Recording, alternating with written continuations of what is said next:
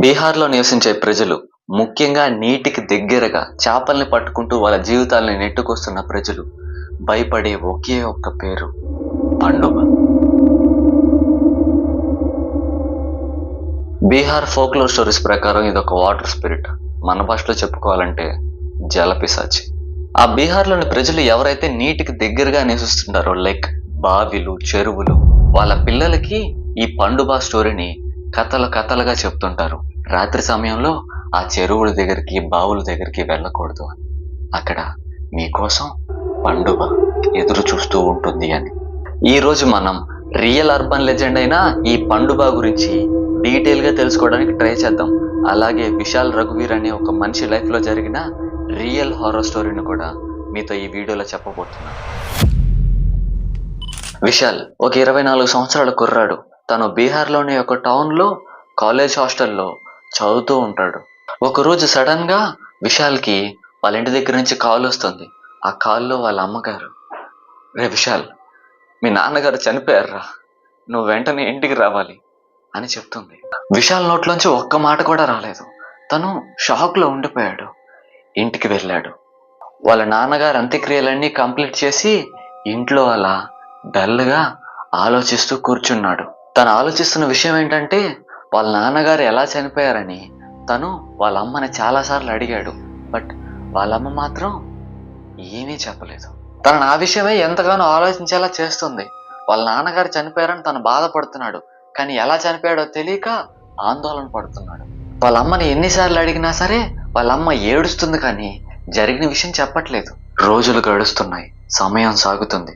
విశాల్ వాళ్ళ అమ్మ తన దగ్గరికి వచ్చి, విశాల్, నువ్వు బాగా చదువుతావురా, ఇది నాకు కూడా తెలుసు, బట్ ఇప్పుడు నువ్వు ఈ ఇంటి కోసం కష్టపడాలి. మీ నాన్నగారు చనిపోయిన తర్వాత ఇల్లు గడవడం చాలా చాలా కష్టం అయిపోయింది అని చెప్తుంది. వాళ్ళ అమ్మ మాటల్లో విశాల్కి బాధ కనిపించింది.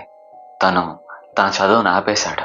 వాళ్ళ పూర్వీకుల దగ్గర నుంచి విశాల్ వాళ్ళది చేపల్ని పట్టుకునే వృత్తి.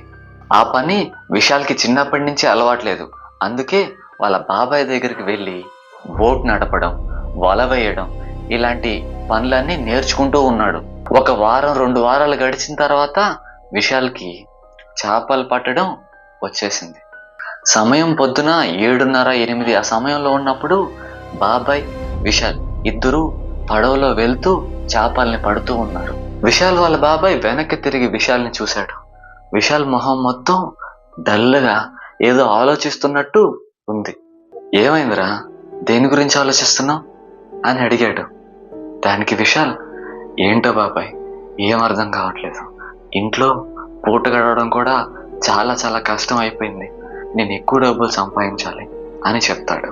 దానికి విశాల్ వాళ్ళ బాబాయ్, ఏంట్రా, బోట్ నడపడం నేర్చేసుకున్నావు, వల వేయడం నేర్చేసుకున్నావు, ఇంకా ఇబ్బంది ఏముంది, రోజు పని చేసుకొని డబ్బులు సంపాదించుకోవడమే కదా, ఎందుకు అంతలా ఆలోచిస్తున్నావు? దానికి విశాల్ చుట్టూ ఉన్న చెరువుని చూపిస్తూ, చూడు బాబాయ్, ఈ చెరువులో ఎంతమంది చేపలు పడుతున్నారు, వీళ్ళందరూ పట్టగా మిగిలినవి నేను పట్టుకోవాలి, అవి తీసుకెళ్ళి అమ్మితే ఆ డబ్బులు ఎంతకీ సరిపోవు. దీనికి నేను ఒక ఐడియా వేశాను బాబాయ్. అందరూ సాయంత్రం ఇంటికి వెళ్ళిపోయిన తర్వాత రాత్రి నేను వచ్చి ఈ చెరువులో చేపలు పడతాను. అప్పుడు నేను ఒక్కడైనా ఉంటాను, ఎక్కువ చేపలు పడతాయి, ఎక్కువ డబ్బులు కూడా వస్తాయి అని చెప్తాడు. విశాల్ మాట్లాడిన మాటలు విన్న వాళ్ళ బాబాయ్ మొహంలో ఎక్స్ప్రెషన్స్ మారిపోయాయి. బండి వెనక్కి తిప్పేయమన్నాడు. గట్టు మీదకి వెళ్ళిన తర్వాత, నీకేమన్నా పిచ్చి పట్టిందా, రాత్రి వచ్చి చేపలు పడతావా?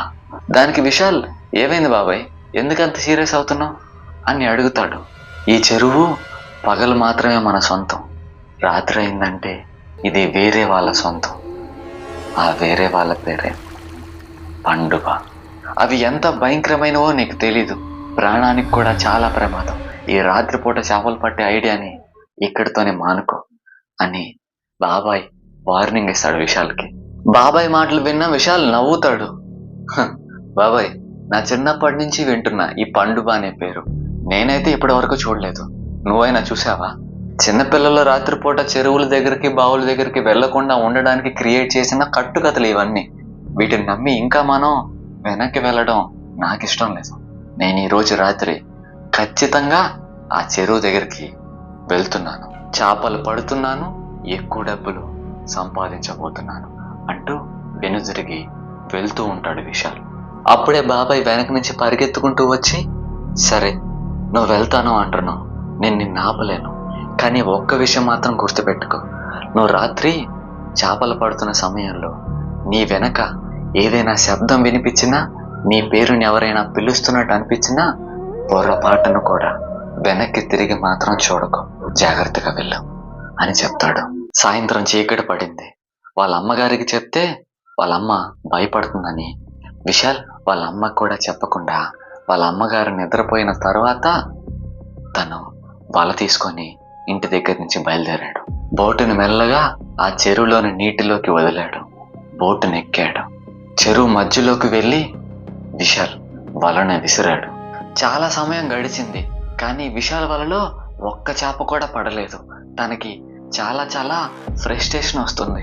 అలా చేపల కోసం తను ఆ చెరువు మొత్తం తిరుగుతూ వల వేస్తూ ఉన్నాడు. సమయం గడుస్తుంది, తన లోపల ఉన్న శక్తి నశించిపోతుంది, కానీ తన వలలో ఒక్కటంటే ఒక్క చేప కూడా పడలేదు.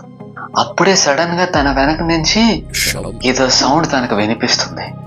వెనక్కి తిరిగి చూద్దాం అనుకునే లోపు తన బాబాయ్ సాయంత్రం చెప్పిన మాటలు తనకు గుర్తొస్తాయి. నీ వెనక ఏదైనా శబ్దం వినిపించినా, ఎవరైనా నీ పేరు పిలిచారు అని నీకు వినిపించినా వెనక్కి తిరిగి మాత్రం చూడకు, అది అంతా పండుగ మాయ. విశాల్ ఒక్కసారిగా ఆగిపోతాడు. తన చిన్నప్పటి నుంచి విన్న కథలన్నీ నిజమేనా అని ఒక కన్ఫ్యూజన్లోకి వెళ్ళిపోతాడు. అప్పుడే తన వెనక నుంచి ఏదో చిన్నని శబ్దం. వెనక్కి తిరుగుతున్నావుదా? మీకోసమే ఎదురు చూస్తున్నాను, వెనక్కి తిరుగు. విశాల్కి వినిపించిన ఆ గొంతు వాళ్ళ నాన్నగారిది. విశాల్ ఒక్కసారిగా స్టన్ అయిపోతాడు. అక్కడ ఏం జరుగుతుందో తనకు అసలు అర్థమే కావట్లేదు. విశాల్ మెల్లగా భయంతో బోట్ని ముందు కదిలించడం మొదలుపెట్టాడు. అప్పుడే తన పక్కన నీటి లోపల ఏదో కదులుతున్న దృశ్యం తనకు కనిపించింది. విశాల్ తన తలని మెల్లగా పక్కకి తిప్పి నీటి లోపలికి చూశాడు. అది భయంకరమైన పండుగ ఆత్మ. వేగంగా నీటి లోపల నుంచి బయటకొచ్చి విశాల్ కాళ్ళని పట్టుకుంది. నీటిలోకి లాక్కొల్లడానికి ట్రై చేసింది. విశాల్ తనను కాపాడుకోవడానికి ఎంతో ట్రై చేశాడు, బట్ తన వల్ల అవ్వలేదు. తను నీటి లోపలికి లాగివేయబడ్డాడు. నీటి లోపల విశాల్కి ఊపిరి ఆడట్లేదు. తన కాళ్ళు చేతులు జాడిస్తూ బయటికి వెళ్ళడానికి ఎంతగానో ట్రై చేశాడు, బట్ తన వల్ల అవ్వట్లేదు. విశాల్ లోపల చూసిన ఇంకొక దృశ్యం తనని ఎంతగానో ఆశ్చర్యానికి గురి చేసింది. అదేంటంటే తను నీటి లోపల చూస్తుంది ఒక్క పండుగ ఆత్మని కాదు, అక్కడ పదుల సంఖ్యలో చాలా చాలా పండుగ ఆత్మలు తన వైపే కోపంగా చూస్తూ ఉన్నాయి. విశాల్ చాలాసేపటి నుంచి ఆ నీటిలోనే ఉండిపోవడం వల్ల తన కాళ్ళు చేతులు చల్లబడిపోయాయి. తన ఊపిరి తీసుకునే శబ్దం కూడా నెమ్మదించేసింది. తన చుట్టూ ఉండే ఆ పండుగ ఆత్మలు ఏవైతే ఉన్నాయో అవి ఘోరమైన శబ్దాలు చేస్తూ ఉన్నాయి. ఆ శబ్దాలకి విశాల్కి ఎంతగానో భయం వేసింది. విశాల్ తన లోపలున్న శక్తిని మొత్తం ఒక దగ్గర చేర్చి ఒక్కసారిగా పైకి వెళ్ళడానికి ట్రై చేశాడు. తన కాళ్ళని విడిపించుకొని తను నీటిపైకి వచ్చాడు. తాను అక్కడి నుంచి ఎంత వేగంగా వీలైతే అంత వేగంగా బోట్ని అక్కడే వదిలేసి ఈత కొట్టాడు. తన గట్టు చేరుకున్నాడు. అక్కడి నుంచి పరిగెత్తుకుంటూ ఇంటికి చేరుకొని తలుపులు బద్దలు కొట్టుకొని ఇంటి లోపలికి వెళ్ళాడు. ఎంతో వేగంగా ఊపిరి తీసుకోవటం మొదలు పెట్టాడు. ఆ శబ్దానికి నిద్ర లేచిన విశాల్ వాళ్ళ అమ్మగారు ఆశ్చర్యంగా, ఏ విశాల్ ఎక్కడికి వెళ్ళావురా, నీ ఒంటి నిండా ఈ నీళ్ళేంటి అని అడుగుతుంది. విశాల్ ఎంతో ఆయాసపడిపోతూ భయంగా ఆ చెరువు దగ్గర విశాల్కి జరిగిన సంఘటనని వాళ్ళ అమ్మగారితో చెప్పాడు. విశాల్ చెప్పిన మాటలన్నీ విన్న వాళ్ళ అమ్మగారు ఆశ్చర్యపోయారు. పరిగెత్తుకుంటూ దేవుడి రూమ్లోకి వెళ్ళి అక్కడున్న గంగాజలాన్ని తీసుకొచ్చి విశాల్ మీద చల్లింది. విశాల్ వాళ్ళ అమ్మగారితో, అమ్మ నువ్వేం కంగారు పడుకో, నేను ఇంటికి వచ్చేసాను కదా, నువ్వు వెళ్ళి పడుకో, నేను చాలా అలసిపోయాను, నేను వెళ్ళి పడుకుంటాను అని చెప్పి తన రూమ్లోకి వెళ్ళిపోయాడు. విశాల్ అయితే తన రూమ్లోకి వెళ్ళిపోయాడు, కానీ వాళ్ళ అమ్మ మాత్రం అక్కడే నిలబడిపోయింది. తను ఆలోచిస్తున్న విషయం ఏంటంటే తన కొడుకైన విశాల్ ఆ చెరువులో ఉన్న పండుగ ఆత్మ నుంచి మాత్రమే తప్పించుకోగలిగాడు, కానీ పండుబా నుంచి కాదు. ఒక 3 వారాల క్రితం విశాల్ వాళ్ళ నాన్నైన రఘువీర్ ఇలానే రాత్రిపూట ఇంటికి పరిగెత్తుకుంటూ వచ్చి భయపడుతూ ఇంటి లోపల ఒక మూలన నించొని ఉన్నాడు. అతన్ని చూసిన విశాల్ వాళ్ళ అమ్మ, ఏంటండి ఇంత రాత్రి వేళలో ఎక్కడి నుంచి వస్తున్నారు, మీ బట్టలు మొత్తం ఎందుకు తడిసిపోయి ఉన్నాయి అని అడుగుతుంది. దానికి రఘువీర్, నేను ఆ చెరువు దగ్గర పండుబ ఆత్మను చూశాను, అది నన్ను నీటి లోపలికి లాగేసింది, నేను ఎలాగోలా దాని నుంచి తప్పించుకొని ఇక్కడికి పరిగెత్తుకుంటూ వచ్చాను అని చెప్తాడు. ఏదైతే విశాల్ వాళ్ళ నాన్న అయిన రఘువీర్ ఇంటికి వచ్చేసాడని విశాల్ వాళ్ళ అమ్మ కొంచెం నెమ్మదించింది. ఆ రోజు రాత్రి వాళ్ళు తినేసి బయట పడుకొని ఉన్నారు. మధ్యరాత్రి సమయంలో రఘువీర్ కలవరిస్తూ ఉన్నాడు.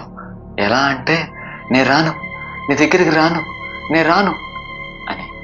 అది చూసిన విశాల్ వాళ్ళ అమ్మ అతన్ని లేపి, ఏంటండి ఏం జరుగుతుంది అసలుకి, మీరు ఎక్కడికి రానని చెప్తున్నారు అని అడుగుతుంది. దానికి రఘువీర్, ఆ పండుబ ఆత్మ నా కలలోకి వచ్చి నన్ను ఆ నీటిలోకి రమ్మని పిలుస్తుంది, నన్ను తీసుకెళ్ళిపోతానని సవాల్ చేస్తుంది, నాకేం అర్థం కావట్లేదు అని చెప్తాడు. దానికి విశాల్ వాళ్ళ అమ్మ, అలా ఏం కాదండి, మీరు ఇంట్లోనే ఉన్నారు, మీరు జాగ్రత్తగానే ఉన్నారు, దేవీ దేవతని పూజించి ప్రశాంతంగా పడుకోండి అని చెప్తుంది. తర్వాత రోజు ఉదయం విశాల్ వాళ్ళ అమ్మ మంచం మీద నుంచి లేస్తుంది. తన పక్కన రఘువీర్ లేడు. వాళ్ళ ఇంటికి దూరంగా ఉన్న చెరువు దగ్గర నుంచి తనకి ఏవో మాటలు చప్పుళ్ళు వినిపించాయి. అక్కడికి విశాల్ వాళ్ళ అమ్మ కంగారుగా వెళ్ళింది.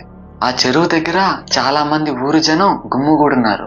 వాళ్ళందరినీ ముందుకు నెట్టుకుంటూ విశాల్ వాళ్ళ అమ్మ ముందు వరుసలోకి వెళ్ళి నించుంది.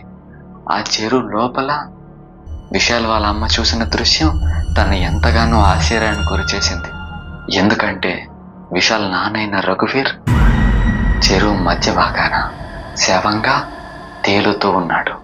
ఊరి జనాలు మొత్తం రఘువీర్ చేపల్ని పడుతూ పొరపాటున బోట్లోంచి నీళ్ళలో పడిపోయి చనిపోయాడు అనుకున్నారు.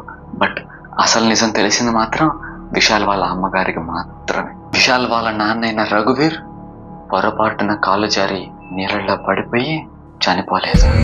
అతని ప్రాణాలు తీసుకుంది పండుబ ఆత్మ.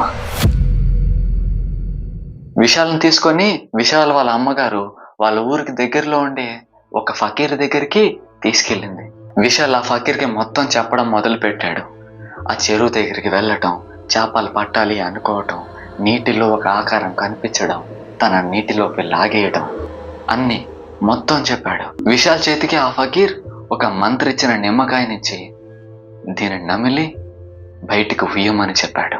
విశాల్ దాన్ని చేతికి తీసుకొని నోట్లో వేసుకొని నమిలి బయటికి ఊశాడు.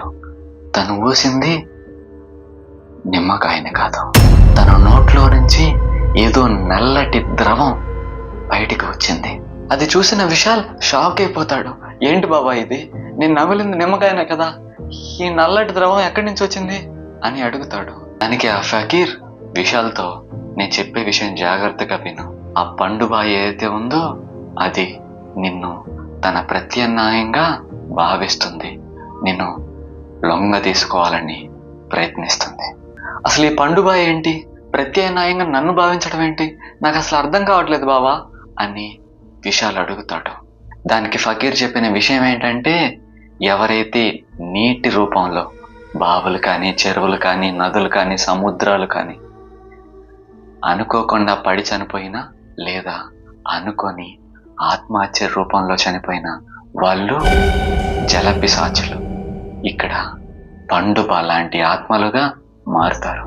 ఈ పండుబ లాంటి ఆత్మలకి శాంతి దొరకదు. వాళ్ళకి ముక్తి కలిగి వాళ్ళ ఆత్మ పరలోకానికి చేరాలంటే వాళ్ళ స్థానంలో ప్రత్యామ్నాయంగా ఎవరో ఒకరిని వాళ్ళే చంపాలి. అలా చనిపోయిన మనిషి లోపల ఉన్న ఆత్మ బయటకు వస్తుంది, అది పండుబగా మారుతుంది. ఈ చంపిన పండుబ ఆత్మ ఏదైతే ఉందో దానికి ముక్తి శాంతి దొరికి అది మాయమైపోతుంది. ఇది ఒక నిరంతరమైన ప్రక్రియ. ఇక్కడ నీకు తెలియని ఒకే ఒక్క విషయం ఏంటంటే, ఆ రోజు నేను నీటిలోకి లాగింది మీ నాన్నగారి పండుబ ఆత్మే. ఈ మాటలన్నీ విన్న తర్వాత విశాల్ నోట్లోంచి ఒక్క మాట కూడా రాలేదు. తను సైలెంట్ అయిపోయాడు. అప్పుడే ఫకీర్ తన మెడలో నల్లని వెంట్రుకల తాయెత్తుని కట్టాడు. నువ్వు ఇప్పటి నుంచి ఒక 12 అమావాస్యల వరకు నీటి దగ్గరికి రాత్రిపూట అస్సలు వెళ్ళకూడదు, జాగ్రత్తగా ఉండవు, ఇది ఎప్పుడు నీ మెడలోనే ఉండాలి అని చెప్పి పంపించేస్తాడు. ఈ సంఘటనలన్నీ ఫేస్ చేసిన తర్వాత విశాల్కి అక్కడ ఉండాలనిపించలేదు. ఇక్కడి నుంచి వెళ్ళిపోదాం అమ్మా, ఎక్కడైనా దూరంగా వెళ్ళిపోదాం అంటూ వాళ్ళ అమ్మకు చెప్తాడు. వాళ్ళ బాబాయిని ఇంటిని జాగ్రత్తగా చూసుకోండి, మేము కుదిరితే మళ్ళీ వస్తాం అని చెప్పి అక్కడి నుంచి టౌన్కి వెళ్ళిపోతారు. అక్కడే ఒక అపార్ట్మెంట్లో విశాల్ వాచ్మెన్ డ్యూటీ చేసుకుంటూ వాళ్ళ అమ్మగారిని ప్రశాంతంగా చూసుకుంటూ ఉంటాడు. ఆ 12 అమావాస్యలు కూడా గడిచిపోయాయి. కానీ విశాల్కి మాత్రం ఆ ఊరు, ఆ చెరువు, ఆ పండుగ ఆత్మ ఇది మాత్రమే తన బ్రెయిన్లో తిరుగుతూ ఉన్నాయి. ఎక్కడ ట్యాప్ లీక్ అయ్యి శబ్దం వచ్చినా, ఎక్కడ నీటి శబ్దం వచ్చినా విశాల్ భయపడిపోతాడు ఇప్పటికి కూడా. ఈ స్టోరీని ఎండ్ చేసే ముందు నేను మీకు చెప్పాలనుకున్న విషయాలు ఏంటంటే, చిన్నప్పుడు మన పేరెంట్స్ మనకు చెప్పే అన్ని కథలు కట్టుకథలు మాత్రం కాదు, కొన్ని నిజం కూడా అయ్యే ఛాన్స్ ఎంతైనా ఉంది. జాగ్రత్తగా ఉండడం ఎందుకైనా మంచిది. ఈ స్టోరీ మీకు బాగా నచ్చుంటుందని అనుకుంటున్నాను. ఒకవేళ అలా నిజంగా నచ్చుంటే ప్లీజ్ లైక్ చేయండి, ఎలా అనిపించిందో కామెంట్ చేయండి. మీ ఫ్రెండ్స్ అండ్ ఫ్యామిలీ మెంబర్స్లో ఎవరికైనా హారర్ స్టోరీస్ ఇష్టమైతే వాళ్ళకి వీడియోని షేర్ చేయండి. మన ఛానల్ని సబ్స్క్రైబ్ చేసుకోండి, ఆ బెల్ ఐకాన్ ఆన్ చేసి పెట్టుకోండి. Thank you so much.